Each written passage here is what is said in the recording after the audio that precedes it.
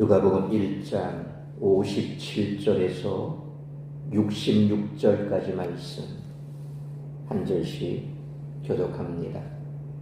엘리사벳이 해산할 기한이 차서 아들을 낳으니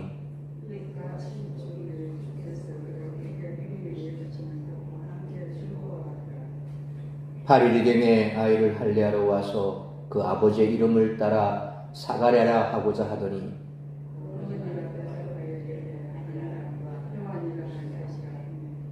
그들이 이르되 내 친족 중에 이 이름으로 이름한 이가 없다 하고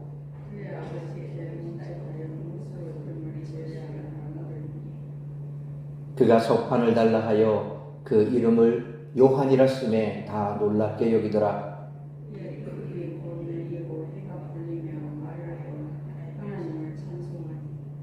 그 근처에 사는 자가 다 두려워하고 이 모든 말이 온 유대 산골에 두루 퍼지매 듣는 사람이 다 이 말을 마음에 두며 이르되 이 아이가 장차 어찌 될까 하니 이는 주의 손이 그와 함께 하심이로라. 아멘. 기도하겠습니다. 거룩하신 아버지 하나님, 은혜와 사랑을 감사합니다.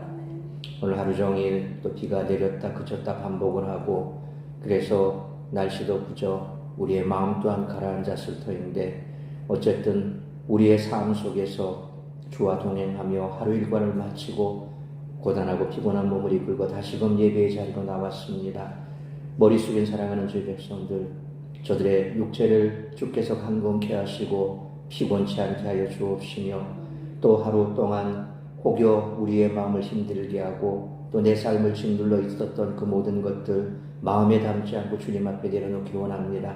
말씀에 집중하게 하여 주옵시고 말씀대로 우리가 주님에게 은혜 받은 대로 주의 귀하고 복된 사명 잘 감당하는 참으로 주님께서 기뻐하시는 참된 제자의 삶을 살아갈 수 있도록 결단하는 시간 되게 하여 주옵소서.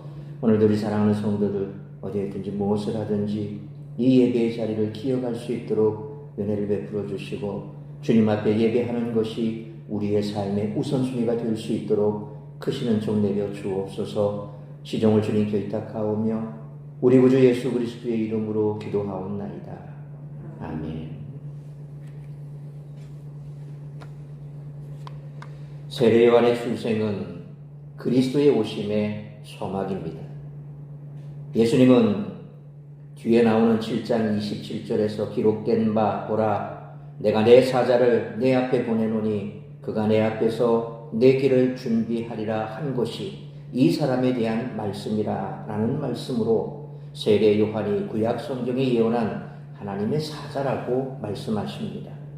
그리고 이 말씀은 예수님께서 말라기 3장 1절 상반절에 만군의 여호와가 이르노라 보라 내가 내 사자를 보내리니 그가 내 앞에서 길을 준비할 것이요 라는 말씀과 출애굽기 23장 20절에 내가 사자를 내 앞에 보내어 길에서 너를 보호하여 너를 내가 예비한 곳에 이르게 하리니 라는 말씀을 결합해서 인용하신 말씀입니다.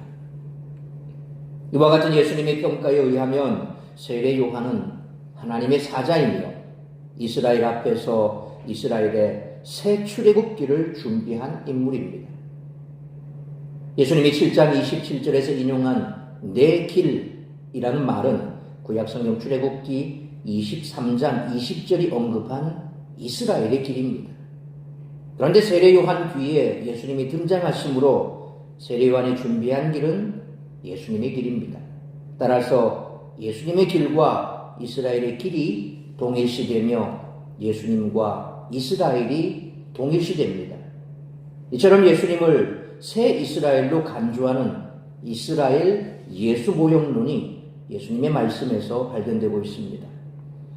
애굽에서 노예처럼 살고 있던 옛 이스라엘을 해방시킨 하나님은 이스라엘을 노예 없는 나라로 만들고자 하셨습니다. 그 나라를 온 세상의 모범으로 세우려고 하신 하나님의 계획을 완악한 이스라엘은 거부했던 것입니다. 하나님은 이제 새롭게 시작하십니다. 아브라함처럼 사가랴를 부르시고 세례 요한을 태어나게 하신 후 예수님으로부터 새 이스라엘이 시작하게 하십니다. 그러므로 새 이스라엘에 포함된 백성이 우리와 같은 그리스도인인 줄 믿으시기를 바랍니다. 천사가 전한 하나님의 말씀은 이제 구체적으로 이루어집니다. 먼저 요한이 출생합니다. 요한의 출생은 하나님이 베푸신 놀라운 은혜의 사건입니다. 따라서 이와 같은 오늘 본문의 말씀을 통해서 우리들이 깨달아야 할 것은 첫째로 57절로 58절 말씀처럼 우리의 기도에 응답하시는 하나님의 뜻을 깨달아야 한다는 것입니다. 57절 58절 말씀처럼 엘리사벳이 드디어 아들을 출산했습니다. 그리고 엘리사벳의 출산 소식을 듣고 이웃과 친족들이 즐거워했습니다. 생리적으로는 임산과 해산이 불가능한 엘리사벳이 아이를 낳자 이 믿기지 않는 소식을 들은 이웃과 친척들이 와서 크게 기뻐하고 축하한 것입니다. 왜냐하면 주께서 그를 크게 긍휼히 여기셨기 때문입니다. 이는 대가 끊어질 위기에 봉착한 사가랴와 엘리사벳 부부에게 특히 늙도록 자녀를 낳지 못해 사람들에게 수치거리가 된 엘리사벳에게 여호와 하나님께서 임신하는 능력을 주시고 또 출산하여 등남케 하는 놀라운 복을 주심으로써 자기를 경외하는 백성을 향한 당신의 사랑과 자비와 긍휼하심이 어떠한 것인가를 증명해 주셨다라는 그런 표현입니다. 이러한 사실은 하나님께는 영광이요 그 자비를 입은 당사자와 목격한 주위 사람들에게는 큰 기쁨이 아닐 수 없었습니다. 이 이야기는 사라가 이삭을 낳고 하나님이 나를 웃게 하시니 듣는 자가 다 나와 함께 웃으리로다 라는 창세기 21장 6절 말씀을 연상시킵니다. 그래서 사라, 엘리사벳 모형론이 형성이 되고 아브라함, 사가랴 모형론이 암시되고 있습니다. 이러한 모형론으로 사가랴와 엘리사벳 사이에서 태어난 아들 세례 요한과 이삭이 연결이 되고 있습니다. 또 세례 요한 뒤에 오신 예수님을 야곱이 나중에 이름이 바뀌지요. 뭐로 바뀝니까? 야곱 강가에서 이스라엘로 바뀌어버리죠. 그래서 야곱 곧 이스라엘과 연관지어 이스라엘 곧 야곱과 예수 모형론의 기초를 형성하게 된다는 것입니다. 이스라엘 예수 모형론의 관점에서 보면 예수님은 새 이스라엘로서 새 12지파를 형성하시는 분이십니다. 예수님은 12명의 사도를 세우시고 그들로부터 시작해서 새 이스라엘을 형성하도록 하십니다. 다만 새 이스라엘에는 야곱 12지파로 이어지는 혈통적 계보가 없다라는 것입니다. 그래서 하나님 나라는 혈과 육으로 들어가는 것이 아닙니다. 혈통으로 들어갈 수 있는 것이 아니라는 것입니다. 예수님은 당신의 혈통과는 무관한 12사도와 제자들을 자신의 가족으로 간주하신 것입니다. 그러므로 새 이스라엘은 혈통적으로 이스라엘과 무관한 이방인들이 들어올 수 있는 그런 성격을 가지고 있습니다. 엘리야가 방문한 과부가 이방 땅 시돈에 있는 과부였으며 엘리사가 치유한 나병 환자도 시리아의 장군 나만이었던 것처럼 예수님은 이방인도 구원하실 메시아시라는 것입니다. 예수님의 공생의 사역에는 이방인을 향한 사역이 포함되어 있습니다. 예수님은 7장 9절로 10절 말씀처럼 당신의 능력을 믿은 이방인 백부장의 종을 치유해 주시며 이스라엘 중에서도 이만한 믿음은 만나보지 못하였노라고 칭찬하셨고 치유받고 감사하러 온 사마리아 나병 환자를 이방인이라 규정하시면서도 17장 19절 말씀처럼 내 믿음이 너를 구원하였느니라 그렇게 칭찬하셨습니다. 이처럼 엘리사벳에게 일어난 일은 하나님이 일하신 결과라는 것입니다. 하나님은 엘리사벳을 긍휼히 여기셨고 나아가 모든 인류를 긍휼히 여기셨습니다. 하지만 엘리사벳의 이웃과 친족은 그저 엘리사벳이 아기를 낳은 사실에 기뻐했습니다. 우리는 하나님의 일하심이 우리 가운데 나타날 때 즐거워합니다. 하지만 우리의 기쁨과 감사는 그저 눈앞에 있는 문제들이 해결되는 경우에만 한정되는 경우가 많습니다. 만약 엘리사벳이 낳은 아들이 메시아의 길을 예비하리라는 사실을 그들이 알았단다면 그들의 기쁨은 다른 차원의 기쁨이 되었을 것입니다. 하나님은 우리의 근심과 걱정에 응답하십니다. 그렇게 일하시는 하나님을 우리는 기뻐합니다. 하지만 우리는 거기서 한 걸음 더 나아가 하나님의 놀라운 뜻과 계획을 알아야 합니다. 예수 그리스도를 우리 가운데 보내주신 하나님의 은혜를 깨달았을 때 우리는 온전한 기쁨을 누리며 크게 감격하여 무한한 감사를 고백하게 될 것입니다. 그러므로 우리의 기도에 응답하시는 하나님께 단순히 문제 해결되는 것으로 감사하고 기뻐할 것이 아니라 거기서 한 걸음 더 나아가 하나님의 놀라운 뜻과 계획이 무엇인지를 알기 위해 하나님과 더 깊은 교제를 가질 수 있는 우리 모두가 되시기를 축원합니다. 두 번째로 59절로 64절 말씀처럼 하나님의 은혜를 알리는 것이 성도의 사명이라는 것입니다. 59절 말씀처럼 아기가 태어난 지 8일에 할례를 줄 때 사람들은 아기에게 이름을 지어주고자 했습니다. 구약 성경을 보면 아기가 출생했을 때 이름을 지었음을 알 수 있는데 출생 후 8일에 할례를 행할 때 이름을 지으려고 하는 것은 유대인들의 전통을 따른 것입니다. 또 다른 의견은 당시 헬라는 아기가 출생한 지 7일에서 10일째 되었을 때 이름을 지어주는 관습이 있었습니다. 우리 같은 경우에는 과거에는 아이들이 태어나면 바로 호적에 올리지 않죠. 호적에 올린다는 게 뭡니까? 그 아이의 이름을 올려주는 겁니다.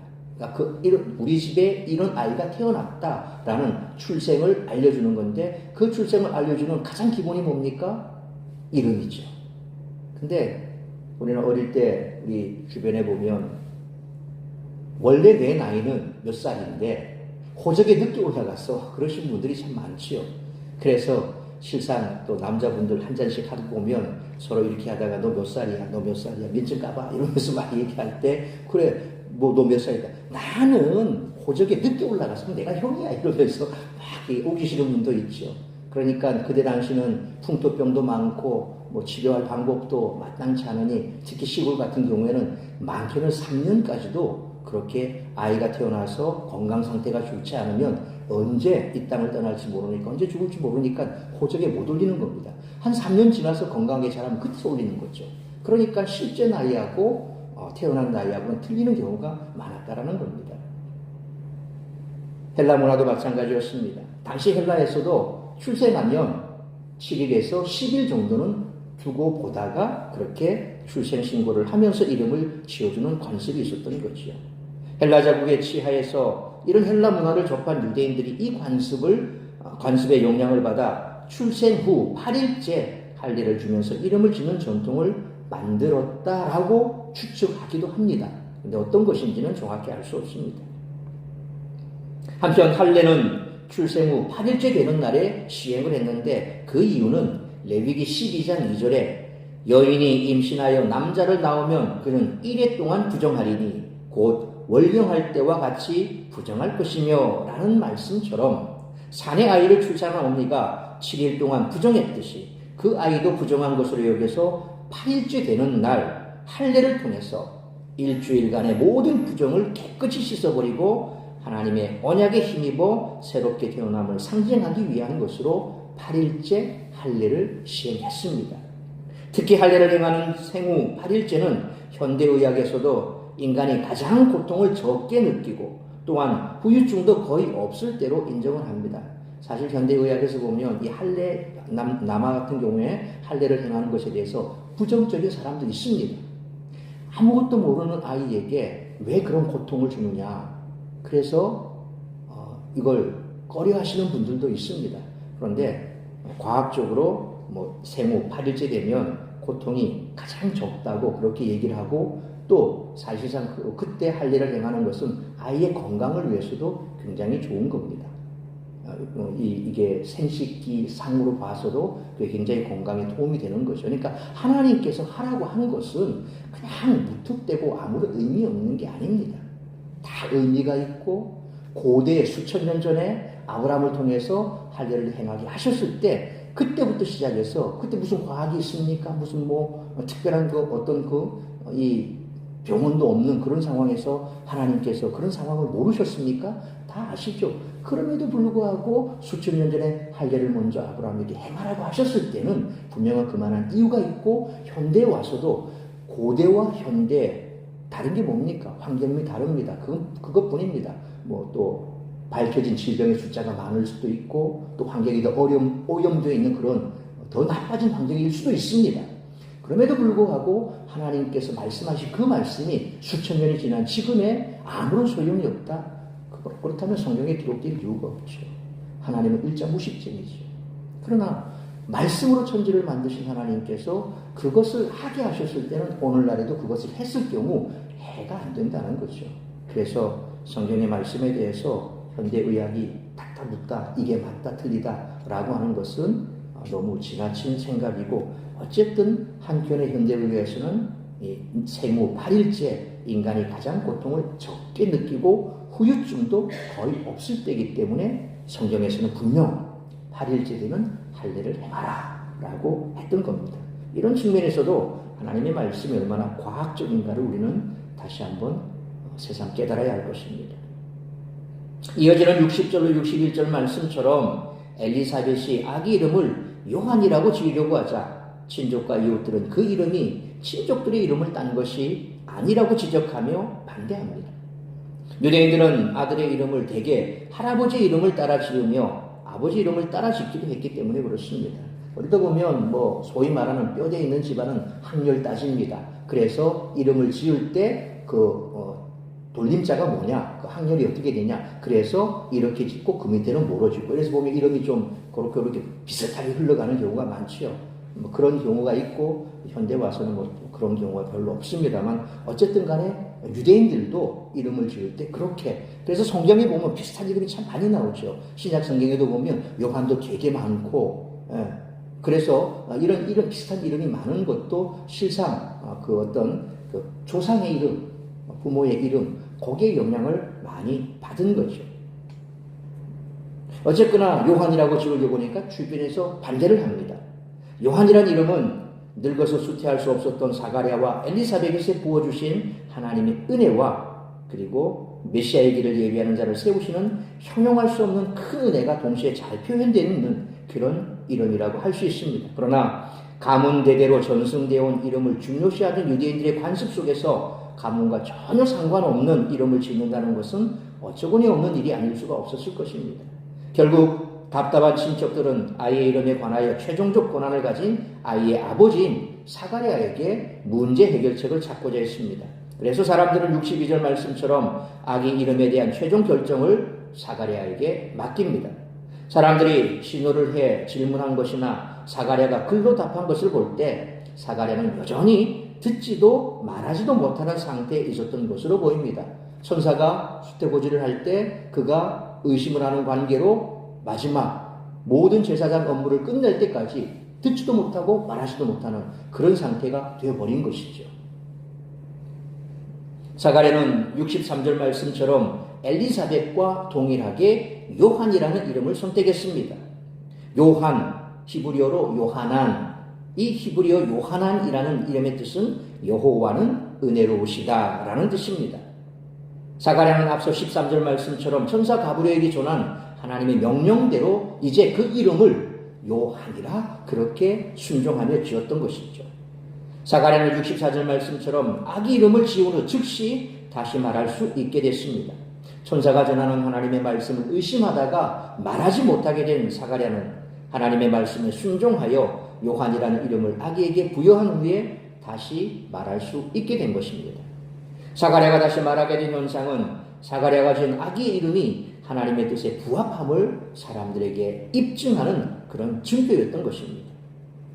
그리고 사가랴는 그에게 임했던 천사의 저주가 풀리는 그 순간에 모든 것을 제쳐두고 자유롭게 된 그 입과 혀를 가지고 가장 먼저 하나님을 계속해서 찬양했던 것입니다.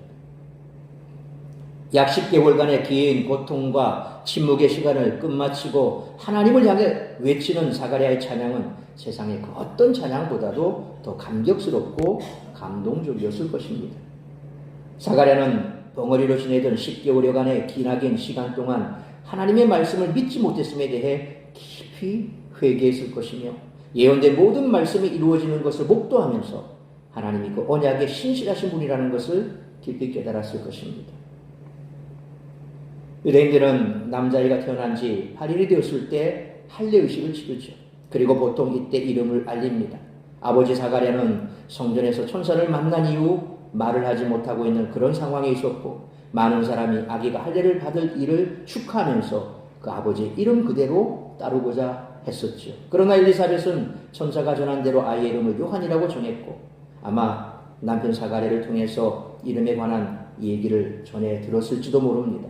자녀의 이름의 최종 결정권자인 아버지 사가랴도 똑같이 요한이라 이름을 선택했죠. 그러자 사가랴의 입이 열렸습니다. 그는 말씀을 이루신 하나님을 찬송했습니다.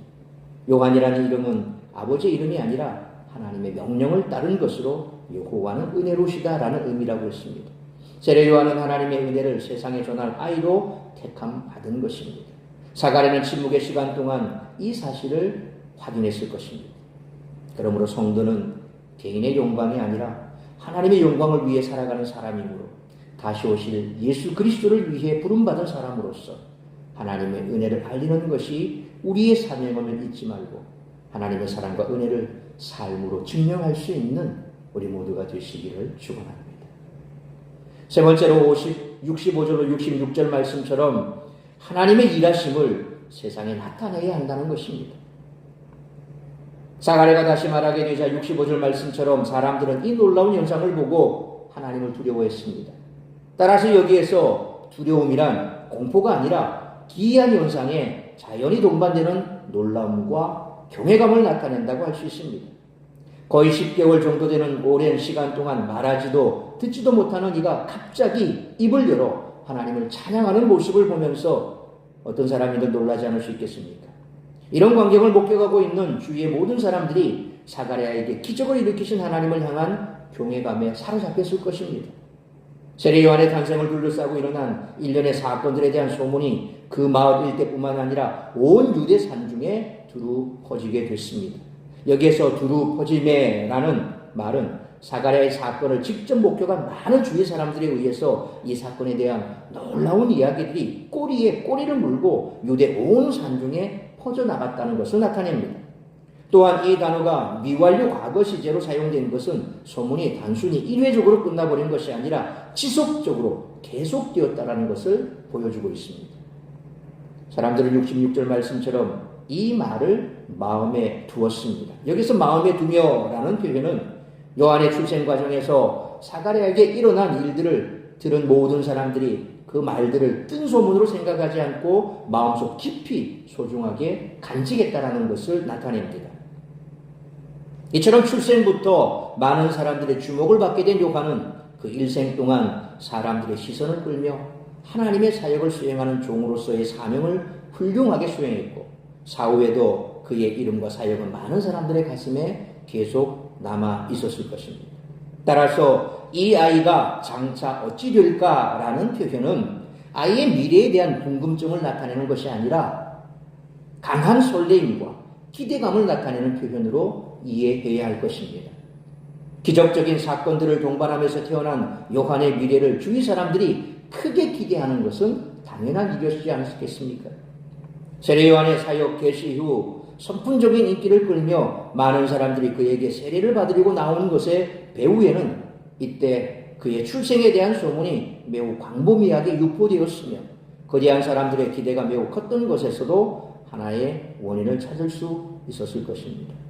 그리고 사람들이 이 아이가 어찌 될까 하고 기대했던 것은 바로 주의 손이 그와 함께 하셨기 때문이라고 오늘 본문은 설명하고 있습니다. 여기서 주의 손이라는 표현은 누가가 자주 사용하는 용어로 여기서는 하나님의 권능과 그의 보호하심을 의미합니다. 하나님은 그의 권능의 손으로 이 세상을 창조하셨고 그의 백성들을 애굽에서 인도해 내셨으며 그들을 대적에게서 보호하셨습니다. 따라서 주의 손이 요한과 함께 하셨다라는 말은 하나님이 그를 보호하시고 인도하신다는 그런 뜻을 포함하고 있다는 것입니다. 이런 하나님의 보호와 인도하심이 있었기에 요한이 메시아의 길을 예비하는 선구자가 될 수 있었던 것입니다. 또한 하심 이로라 라고 번역된 헬라어 엔이라고 하는 말은 이다, 무엇이 있다 라는 뜻의 에임위의 미완료형으로 하나님의 함께하심, 곧 그의 보호와 인도하심이 한순간에 끝나버린 것이 아니라 계속되고 있음을 나타내주고 있다는 것입니다. 이처럼 요한의 출생 소식을 들은 많은 사람들은 이 사실을 그들의 마음에 두었던 것입니다. 단순히 요한이라는 아이에 대한 궁금증 때문이 아니라 요한을 통해 하나님이 일하시리라는 것을 기대했기 때문입니다. 하나님은 세례 요한이 탄생한 사건을 통해 자기 백성 가운데서 영광을 드러내셨습니다. 지금 이 시대는 세례 요한이 탄생하던 때처럼 희망의 암흑기입니다. 그러므로 이 세상이 우리를 보고 하나님의 은혜와 진리에 대해 기대감을 가질 수 있도록 진리대로 살고 의를 행하며 서로 뜨겁게 사랑하는 모습을 보일 수 있는 우리 모두가 되시기를 축원합니다. 사랑하는 성도 여러분, 예수 그리스도의 오심을 계획하고 성취하신 분은 다름 아닌 하나님이십니다. 예수님이 오시기 전에 세례 요한을 태어나게 하신 분도 하나님이시며 그 과정에서 구원을 바라보게 하신 분도 하나님이십니다. 하나님은 구원 약속을 이루시기 위해 이처럼 친히 일하셨습니다. 그러므로 오늘도 하나님은 우리 가운데 은혜 베푸시기 위해 역사하시고 계시기에 하나님의 이러한 일하심을 믿음과 기대 가운데 바라보며 우리의 삶을 통해 하나님의 일하심을 세상에 나타내 보일 수 있는 우리 모두가 되시기를 주님의 이름으로 축원합니다. 기도하겠습니다. 거룩하신 아버지 하나님, 은혜와 사랑을 감사합니다. 약속대로 세례 요한이 사가랴의 몸에서 태어났습니다. 엘리사벳의 몸에서 태어났습니다. 이제 늙어 잉태할 수 없는 엘리사벳이 기쁨 가운데 출생하고 또 그 출산의 소식을 듣고 많은 지인들과 이웃들이 모여서 하나님의 영광을 찬양하고 기뻐했고 또 그 속에서 하나님의 역사하심을 사가랴의 입이 풀리고 찬양을 통해서 모든 사람들이 목도했던 것을 볼 때 오늘 이 땅 가운데서도 희망이 없는 시대를 우리가 살아가고 있습니다. 어찌해야 할지 갈 바를 모르고 방황하는 많은 사람들이 있습니다. 겉으로 보기에는 잘 사는 것 같고 아무런 문제가 없어 보이지만 그 속을 들여다보면 매일매일 전쟁터와 같은 삶을 살아내고 있는지도 모릅니다. 어떻게 해야 하고 어디로 가야 하고 무엇을 붙잡아야 하고 무엇을 바라봐야 할지 알 수 없는 이런 시대 속에서 방황하고 있는 이 수많은 많은 사람들, 우리가 그들에게 빛과 소금의 역할을 감당하고 우리의 삶을 통해서 하나님의 살아계심을 보여주고 그리하여 그들이 주께로 돌아오는 일에 우리가 귀하게 쓰임받는 귀하고 복된 일꾼들이 되어야 할 줄 믿습니다. 비록 우리의 능력은 미약합니다. 그러나 하나님의 손이 우리와 함께 하시는 줄 믿습니다.